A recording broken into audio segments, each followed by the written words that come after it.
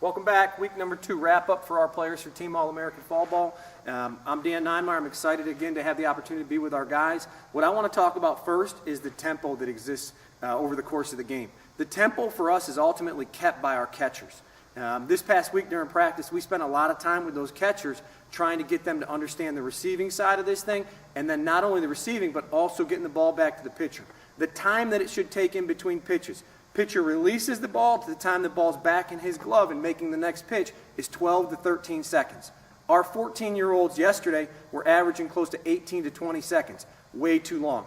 That's got to be on our catchers to keep this thing going and speed the game up for us. And why we think it's important to speed that game up is we want our position players understand it's sign-out situation, and we don't want them standing around too long. We want to keep the game moving and allow them to continue being in the right place at the right time. For our pitchers, essentially what we're going to do is we'll make our pitch, come set if we're in with a runner on, make that pitch, and get the ball back relatively quickly. Now, we don't want you to speed along too fast. We just want to build your tempo and make your tempo a little bit quicker. One thing we're seeing with our pitchers is they're coming halfway off the mound to catch the ball, and then they're taking the long route back to the mound.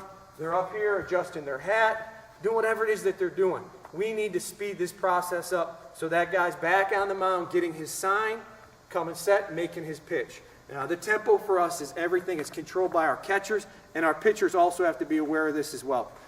So that's our tempo program, and we want to make sure that we keep that good tempo going. I want to talk about our approach with our players, offensive approach, specifically when our at-bats start. Our at-bats don't start when we step in the batter's box. Our at-bats start the second you see the opposing pitcher beginning to warm up. They start, 4 or 5 batters ahead when you're watching their pitch sequences. And obviously for our younger guys, it's a little bit different where they're going up there with a different type of mindset. For our older guys and some of our tweeners there, which are 11, 12-year-olds, they've got to get their plan in place.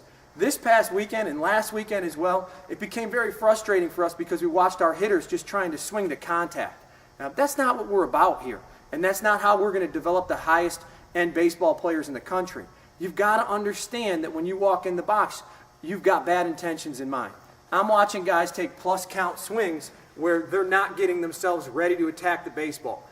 For us, we want to hunt that baseball. Plus count, to me, is a 1-0, 2-0, 2-1, 3-1. Even in a 1-1, any plus count for me personally is anything until I get to 2 strikes. Now that'll change if you have a situational at bat. So what I mean by that is you got a runner on third base with no outs. Well, maybe you want to just hit that fly ball to the outfield, and that serves the purpose of getting that run across the plate. Or runners on second and third, and the infield's back. We just need to hit a ground ball to the right side of the field. Or runners on second base, and we need to move them over. Whatever your situational at bat is a little bit different than walking up there in a plus count. So when we get into our plus counts, we want to make sure that we're hunting those fastballs. And I'm watching a lot of our guys go up there and take swings that are defensive swings in plus counts. That's what we need to really address here. So for us being in those plus counts, you're looking and hunting that pitch. One thing I want to also touch base on here is when our batter steps in the batter's box, we have the same approach, sign-out situation. You've got to understand, you've got to get your sign. Too many of our players are just jumping in there and hacking at it.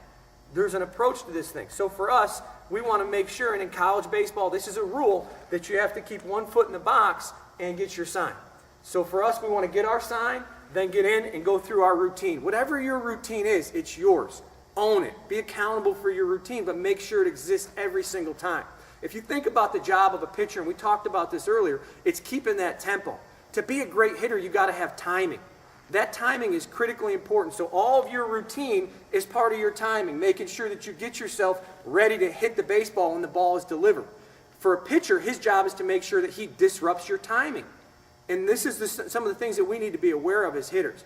So for us moving forward, I want to see our players come in here, and I don't want to see any butt-out swings. So what I mean by that is when a player is beat by a pitch, how they get their beaten, why they're beaten is because they're drifting forward their lower half and their hands are committing.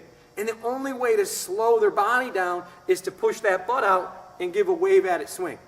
If you're beaten with your lower half, that's one thing. If your hands are in a good position to hit still and you're still beaten, you can still attack the baseball. Our approach as hitters has to be to attack that baseball. It's not about making contact anymore. It's about driving baseballs. I would rather have a swing and miss on a guy in a plus count that try to drive the baseball than one of our guys go butt out and just try to hit a weak ground ball to the right side. That doesn't work for what we need our players to do and where we want them to go. So remember, you step in the box, you get your sign, you go through your pre-pitch routine, whatever it might be, you create your rhythm, you create your hitting position. This hitting position for us is very important. So when we teach hitting across the board, everybody has their own style in our program, and every coach sometimes has their style that they like to try and promote. For us, the only thing I care about is you getting in the box and getting into your hitting position. That hitting position for us is knees inside the feet, hands even, ear, chin, somewhere here, and they're not dropping, and we're looking for that letter L or that letter V in your hands. From here, we'll initiate our swing. But getting into that position is your job as a player. We can help you with identifying spin and trying to teach you different aspects of this thing that will promote your success, but ultimately you're responsible for getting into that position and making sure that you're in your hitting position when that pitcher is about to release the baseball. And that's also done in your pre-pitch routine in the on-deck circle and also done on the bench when you're watching their pitcher get loose. This message is for my older guys. And I guess the young players could take something from this as well. For older guys, congratulations. We're really proud of you committing to all these schools. It's exciting. We put a lot of time, energy, and effort into getting you there, and you and your families have put in unbelievable amount of time in this thing.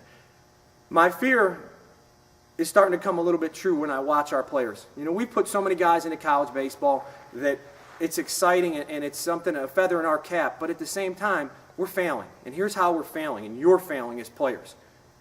Talking to my staff yesterday, they shared with me that our older guys just sort of showed up and Cadillac'd it through a day.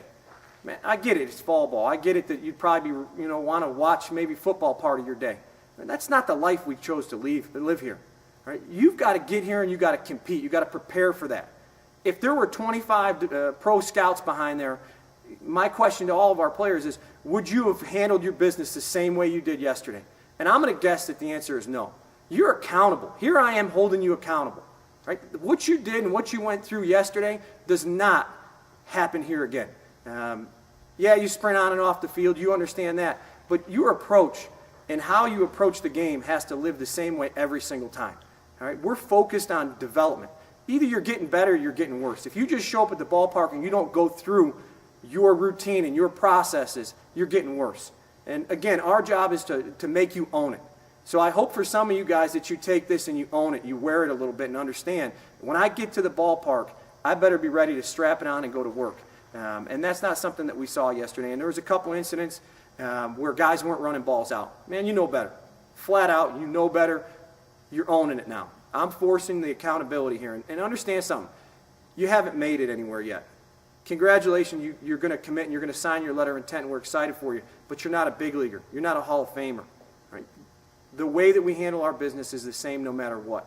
And that's that preparation. And that preparation is key. And remember, passion, accountability, courage, commitment. Those are the words we live by. That's our lifestyle. We didn't see that yesterday, and that was disappointing for us. For the younger players that are taking this video and watching this video, understand whether you're committed to a college program or whether you're going to be a top 5 round draft pick, I treat you the same as I treat them. Right? This is what has to be done. This is our way. And the name on the front of our shirts isn't about me. It isn't about one person. It's about the thousands of kids that came before you and the thousands of kids that are coming after you. This is how we play baseball, and this is what we're about. And it's about holding you accountable for your actions. We will be better come Sunday.